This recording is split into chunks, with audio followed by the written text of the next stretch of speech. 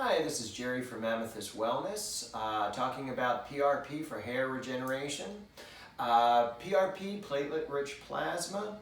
Basically, your own blood is taken and re-injected back into your scalp in an attempt to bring stem cells and rejuvenating factors to the hair to encourage hair regrowth, new growth. This is combined with peptide therapy, amino acid chains, which are designed to encourage also hair growth. The two together, peptide therapy and PRP, is a powerful combination to allow hair growth and regeneration. Treatments usually involve 30 to 60 minute sessions, and for optimal hair regeneration, 3 visits will be required. Are you a candidate for PRP and peptide therapy for hair regeneration?